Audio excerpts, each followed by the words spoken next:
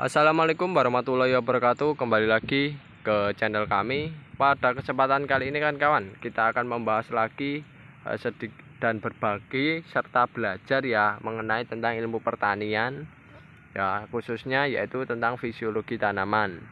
Jadi fisiologi tanaman ini tujuannya kita mempelajari adalah harapannya tujuannya yaitu untuk mengetahui sifat fisiologi dari sebuah tanaman tersebut, agar nantinya ketika kita tahu sifat fisiologinya, kita bisa memperlakukan tanamannya secara maksimal dan bagus semacam itu.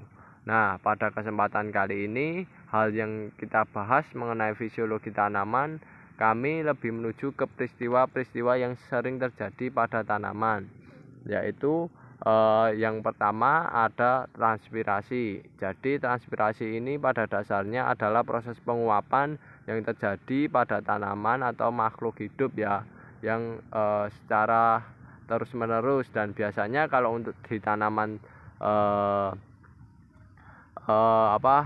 tanaman yang kita budidayakan itu transpirasi terjadi pada waktu siang hari, karena pada waktu siang hari biasanya tanaman mengalami penguapan pada bagian tubuhnya ya kan, karena di bagian tubuh dari tanaman itu terdapat cairan. Nah, cairannya itu menguap secara terus menerus ya. Yang jelas penguapan itu terjadi pada bagian makhluk hidup. Nah, kalau tanaman ya di bagian daun, batang, dan bagian yang terkena sinar matahari, biasanya semacam itu. Karena transpirasi ini salah satu peristiwa yang biasa dipergunakan untuk tanaman untuk membantu dalam proses melakukan proses fotosintesis kan kawan, semacam itu ya. Membantunya di mana? Membantunya ketika kondisi semacam itu ya kan kawan, terjadi proses penguapan pada bagian daun atau bagian yang terkena sinar matahari. Biasanya air yang berada, mohon maaf ya, cairan yang berada di dalam tanah itu diserap oleh akar secara terus menerus ya kan kawan ya. Jadi yang bagian atas menguap, otomatis nanti yang bagian bawah ini cairannya menuju ke atas dan seterusnya. Nah, ketika ada proses penyerapan tersebut pada cairan tersebut, otomatis nantinya hal yang diserap pada cairan yang mengandung unsur tersebut akan melewati jaringan tanaman, dan cairan tersebut menuju ke bagian proses pembuatan makanan, yaitu adalah bagian daun semacam itu kan kawan. Dan di bagian daun nanti akan terjadi proses fotosintesis semacam itu. Nah, oleh sebab itu dengan mengetahui peristiwa yang disebut dengan transpirasi semacam itu, langkah yang perlu dilakukan sebagai seorang petani harus bisa menyediakan air, karena kita sadar bahwasanya transpirasi itu pasti mengeluarkan cairan dan menguap lah semacam itu. Pada dasarnya ya, kasarannya kalau orang bicara semacam itulah prosesnya penguapan terjadi secara terus menerus. Otomatis ya seorang petani berinisiatif harus bisa menyediakan air yang sesuai dengan kebutuhan dari tanaman tersebut semacam itu. Lalu yang kedua, selain transpirasi, juga peristiwa yang sering terjadi pada tanaman ya, itu adalah respirasi ya. Sepengetahuan kami, proses respirasi ini adalah proses pembongkaran makanan. Nah, proses pembongkaran makanan, karakteristik dari tanaman tersebut yaitu adalah karakteristiknya itu terjadi pada ketika saat malam hari ya. Jadi tanaman itu membongkar tanaman ketika tidak ada cahaya ya kan semacam itu. Ketika tidak ada cahaya, otomatis tanaman tidak bisa melakukan proses fotosintesis. Nah, ketika tidak bisa melakukan proses fotosintesis, otomatis kondisinya gelap dan pastinya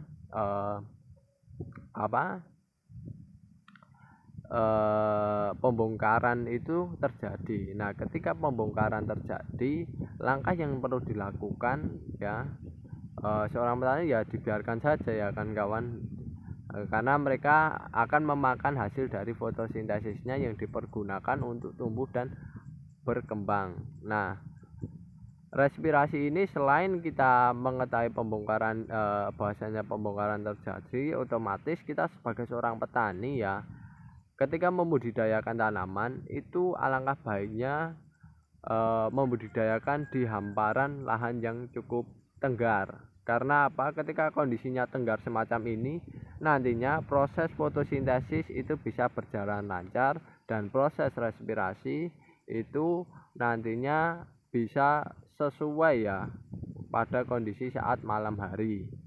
Nah, itu gunanya kita mempelajari ilmu respirasi semacam itu.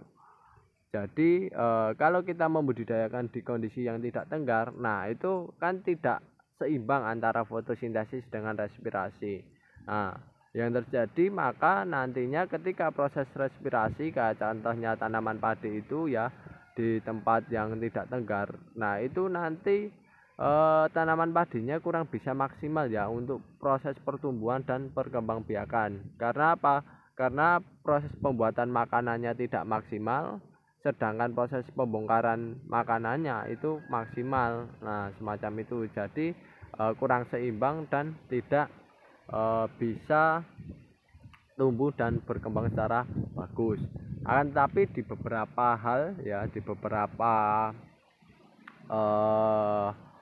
tanaman itu juga ada yang model pencahayaannya membutuhkan waktu yang jauh lebih lama ya, semacam itu. Jauh lebih lama, sehingga ketika cahayanya lebih lama otomatis fotosintesisnya juga lebih lama dan proses pembentukan buahnya proses pembongkaran makanannya, hasil fotosintesisnya lebih sedikit semacam itu, sehingga biasanya dilakukan untuk melakukan proses pembungaan kalau tidak salah ya kan kawan. Kayak saya sedikit lupa ya, mohon dikoreksi nanti ya, semacam itu. Jadi itu pernah saya lihat itu mengenai tentang buah naga yang menginginkan proses pembungaan jauh lebih cepat ya kalau nggak salah. Itu proses fotosintesisnya diperlama dengan bantuan lampu kan kawan, semacam itu. Nah, proses semacam itu, peristiwa-peristiwa dua dasar itu ya, transpirasi dan respirasi, itu peristiwa yang mendasar ya pada fisiologi tanaman yang harus diketahui, karena peristiwa tersebut itu berlaku pada seluruh tanaman yang dibudidayakan. Oh, dan ada satu lagi satu lagi peristiwa namanya difusi. Nah, itu peristiwa yang harus diketahui seorang petani, karena difusi ini pada makhluk hidup khususnya tanaman itu terjadi karena ada perubahan konsentrasi dari konsentrasi tinggi ke konsentrasi yang rendah ya pada suatu bahan. Jadi difusi itu, saya ulangi, difusi itu adalah perubahan suatu zat kimia, kalau cara kasarnya kayak gitu ya, perubahan zat kimia dari konsentrasi tinggi menuju ke konsentrasi rendah. Nah, jadi intinya kalau suatu cairan memiliki konsentrasi yang tinggi ya, konsentrasi kandungan kimianya itu tinggi, itu nanti akan bergerak menuju ke kandungan kimia yang konsentrasinya rendah. Nah, itu otomatis nantinya konsentrasi tersebut akan seimbang lah, semacam itu. Nah, itu disebut dengan peristiwa difusi. Nah, peristiwa difusi ini itu nanti berpengaruh pada tanaman juga ya. Nah, pengaruhnya apa? Nanti pengaruhnya pada proses pemupukan. Jadi pada pemupukan itu kawan-kawan harus dosisnya yang sesuai saja. Jangan berlebih, jangan juga kurang. Nah, kalau berlebih nanti yang terjadi di lapangan itu adalah nanti proses difusi tersebut. Ya, ketika pupuk diberikan ke lahan dengan konsentrasi yang tinggi, ya, mengenai suatu tanaman, ya, tanaman budidaya, katakanlah bagian daunnya, otomatis ini nanti daunnya itu bisa bisa menguning, ya. Karena apa? Karena nantinya konsentrasi yang pupuk besar itu memasuki ke bagian tanaman tersebut. Nah, bagian yang terkena tersebut. Nah, nanti efek pada tanamannya apa?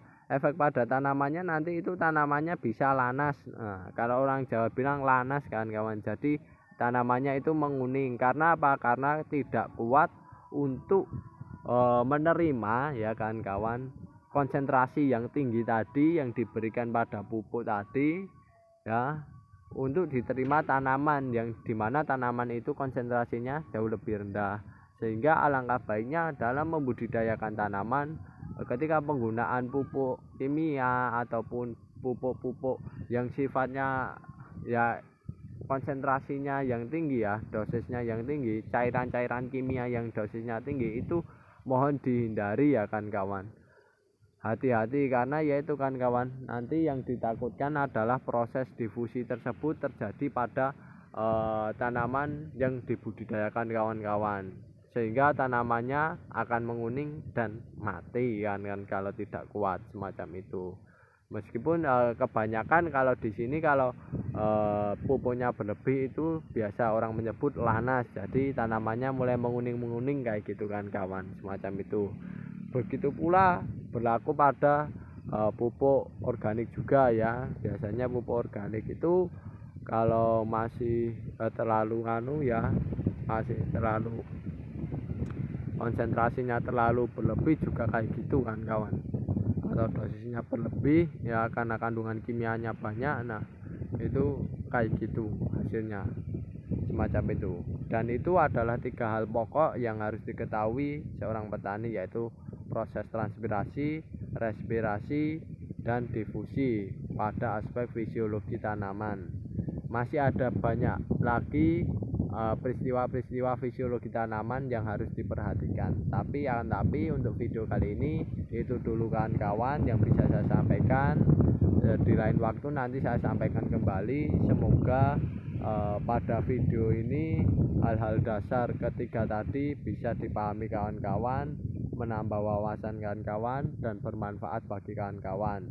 Jika ada kekurangan maupun kesalahan dalam pembuatan video kali ini, kami mohon maaf yang sebesar-besarnya. Saya akhiri, wassalamualaikum warahmatullahi wabarakatuh.